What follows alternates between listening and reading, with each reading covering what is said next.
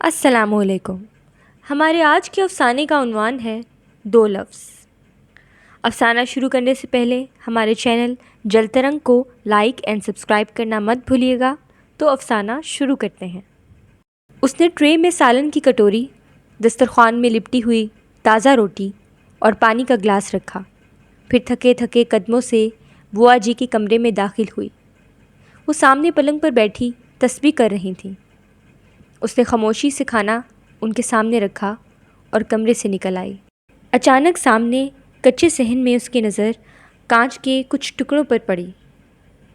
شاید گڈو اور ببلو سے کوئی بوتل ٹوٹ گئی تھی، کہیں یہ کسی بچے کے پاؤں میں نہ چبھ جائے۔ یہ سوچ کر وہ زمین پر بیٹھ گئی اور کانچ کے ٹکڑے اکٹھے کرنے لگی۔ بے دہانی میں ایک لمبا سا ٹکڑا اس کے دائیں انگوٹھے میں گھس گیا۔ خون کا ایک فوارہ سا پھوٹ نکلا۔ وہ بھل بھل نکلتے خون کو بے تاثر نظروں سے دیکھنے لگی۔ چرر کی آواز کے ساتھ دروازہ کھلا اور کوئی ہولے ہولے چلتا ہوا اس کے بے حد قریب آ کر بیٹھ گیا۔ اس نے جھکی نظریں اٹھا کر دیکھا تو ساکت رہ گئی۔ زوجہ افضل دین، ملاقات کے لیے حاضر ہو۔ ایک پاٹ دار آواز احاطے میں گونجی تو کئی گھنٹوں سے منتظر بیٹھی زبیدہ ہڑبڑا کر اٹھ کھڑی ہوئی۔ اس نے اپنی گہری سرمئی چادر کو مضبوطی سے سر پر جمایا اور ڈگمگاتے قدموں سے ایک نیچی چھت اور پلے در و دیوار والے کمرے میں داخل ہوئی، جو قیدیوں سے ملاقات کے لیے مخصوص تھا۔ آج سے ٹھیک 6 مہینے اور 10 دن پہلے پولیس فضل دین کو اس کے ڈھابہ نما ہوٹل سے گرفتار کر کے لے گئی تھی۔ بات بے حد معمولی جھگڑے سے شروع ہوئی تھی۔ 2 گاہک ہوٹل کے ملازم لڑکے سے الجھ پڑے۔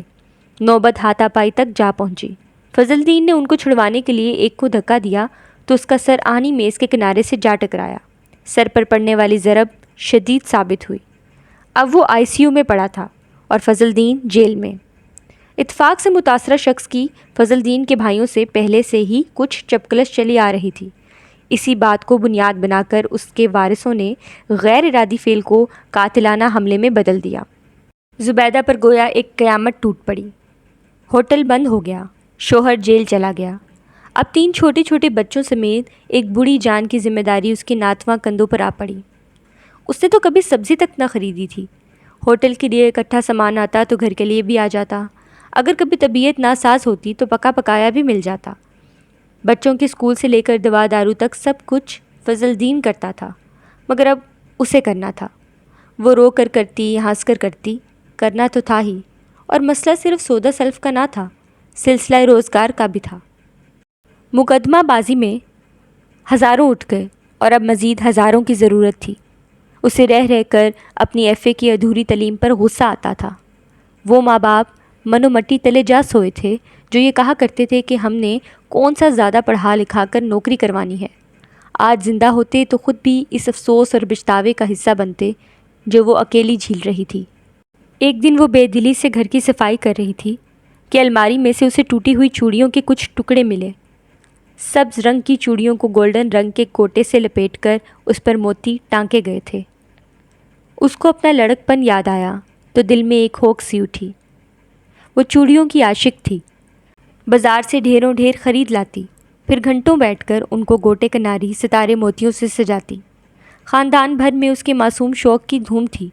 پھر شادی ہوئی تو گھر کے جھمیلوں میں پڑ کر اپنا فن بھول بھال گئی۔ آج اتنے دن بعد ان چوڑی کے ٹکڑوں نے اس کو کیا کچھ یاد دلا دیا۔ ان ٹکڑوں کو الٹ پلٹ کر دیکھتے ہوئے اس کے ذہن میں ایک خیال آیا۔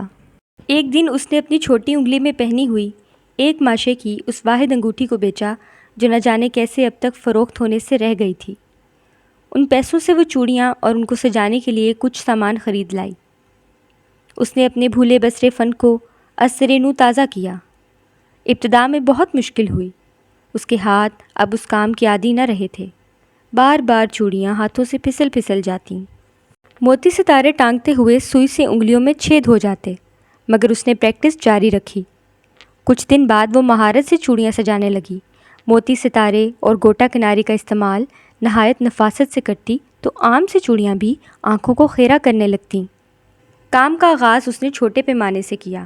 گڈو اور ببلو کی مدد سے گھر کے باہر چوڑی گھر کا بورڈ اویزاں کر دیا۔ پہلے پہل تو آس پاس والوں نے تمسخر سے دیکھا، پھر کچھ لڑکیاں شوق شوق میں اندر بھی گھس آتیں۔ چند ایک نے کچھ خریداری بھی کی۔ پھر آہستہ آہستہ گاہک بڑھنے لگے۔ ابتدا میں منافع کی شرح بے حد قلیل تھی اور بعض اوقات تو نہ ہونے کے برابر ہوتی۔ الٹا گھر کے کام ادھورے رہ جاتے، بچے آپس میں لڑ لڑ کر ادموا ہو جاتے، بوا کھانے کے لیے چلاتی رہتی، کئی دفعہ چوڑی ٹوٹ کر کانچ اس کی انگلی میں چبھ جاتا، اس کی انگلیاں درد کرتیں مگر وہ لگی رہتی۔ پھر اپنی ایک دیرینہ دوست کے مشورے پر اس نے اسکولوں میں بھی اسٹال لگانا شروع کر دیا۔ یہاں پر استانیاں اسے کچھ بہتر منافع دیتیں، پھر مہندی پر اسے چھوٹے چھوٹے آرڈرز بھی ملنے لگے۔ ہر دفعہ ملاقات پر وہ فضل دین اور فضل دین اس کا حوصلہ بڑھاتا، مگر کبھی کبھی اس کی دگرگوں حالت دیکھ کر ٹوٹ جاتی۔ مقدمہ مسلسل التوا کا شکار تھا۔ اس شخص کو ہوش آ چکا تھا۔ وکیل بہت پر امید تھا، مگر بے یقین سی صورتحال اس کا حوصلہ پست کر دیتی تھی۔ گزرتے وقت کے ساتھ کتنے نامناسب رویوں کا سامنا کرنا پڑا تھا۔ فضل دین کے بھائیوں نے خود کو لاتعلق کر لیا تھا۔ اس کی گھر سے غیر حاضری کو آوارہ گردی قرار دیا جاتا، وہ غیر ذمہ دار قرار دی جاتی، اس کی محنت کو وقت کا ضیاع سمجھا جاتا۔ بوا کے خیال میں اس کے پھوڑ پن نے سارا گھر اجاڑ دیا تھا۔ جیل میں بھی فضل دین کو اس کے بارے میں مشکوک سی رپورٹ دی جاتی۔ کئی دفعہ تو وہ بھی اس کی طرف عجیب سوالیہ نظروں سے دیکھتا کہ اس کا دل ڈوب جاتا۔ وحشت حد سے بڑھ جاتی، مگر فرار ممکن نہ تھا۔ ایک عورت کے لیے اپنے گھر اور بچوں سے فرار ممکن ہی نہیں۔ مرد کے لیے آسان ہے، مگر قدرت نے عورت میں یہ خصلت رکھی ہی نہیں۔ وہ گھر سے جڑی رہی اور سب کرتی رہی جو اس کے آشیانے کو دھوپ چھاؤں سے بچائے رکھے۔ وہ حیرت سے جامد ہو گئی۔ فضل دین اس کے سامنے بیٹھا تھا۔ اس نے بے حد نرمی سے اس کے زخمی انگوٹھے کو اپنی قمیض کے دامن سے لپیٹا اور کچھ دیر سختی سے دبا کے رکھا۔ اس کی آنکھوں سے دو گرم گرم آنسو نکلے اور فضل دین کی گود میں آ گرے۔ فضل دین نے قمیض کا دامن کھولا تو انگوٹھے سے خون نکلنا بند ہو چکا تھا، مگر قمیض کے عین وسط میں زبیدہ کے خون کا ایک دھبا سا پھیل چکا تھا۔ وہاں آس پاس اس کے دو آنسو بھی اس کے میلے دامن میں جذب ہو چکے تھے۔ فضل دین نے اس کی آنکھوں کو نرمی سے چھوا اور دھیرے سے گویا ہوا، زبیدہ، تمہارا خون اور آنسو میرے اوپر قرض ہیں۔ میں تمہارا یہ قرض چکانے کی کوشش کروں گا۔ میں لا علم نہیں ہوں، تمہاری محنت اور ریاضت میرا فخر ہے۔